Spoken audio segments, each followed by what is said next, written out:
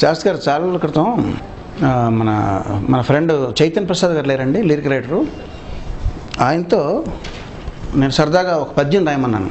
Shake hands మీద పద్యం రాయండి, మనం తెల్లారేస్తే కొత్త వాళ్ళని కలిసినప్పుడు meet mister so and so అంటే షేక్ హ్యాండ్ ఇస్తాను వెంటనే, దాని మీద ఒక పద్యం రాయండి అని అడిగితే ఆయన రాత్రి అంతా కూర్చుని రాసి తీసుకొచ్చారండి. సరదాగా మీకు అది వినిపిద్దామని.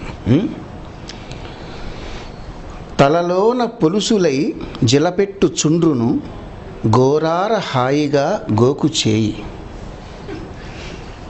తలలోన పొలుసులై జిలపెట్టు చుండ్రును గోరార హాయిగా గోకు చేయి. కళ్ళలో పుసులను వేళ్లతో తొలగించి వాల్జూపు సొగసు కాపాడు చేయి. జలుబుతో నాసిక జలపాతమవ్వేళ చీమిడి బర్రున చీదు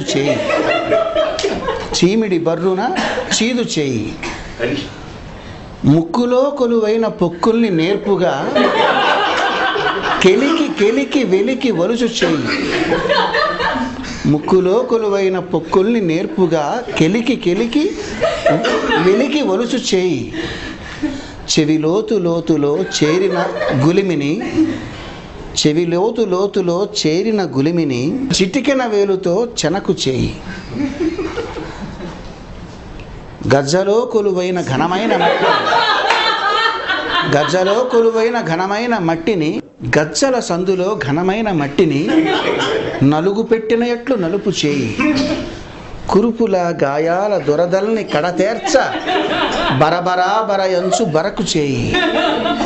మలమూత్రముల కంపు చెలరేగిపోకుండా పుడిసెడు నీళ్లతో కడుగు చేయి. లేదా అమెరికా వాళ్ళైతే టిష్యూ పేపరుతోన తుడుచు చేయి.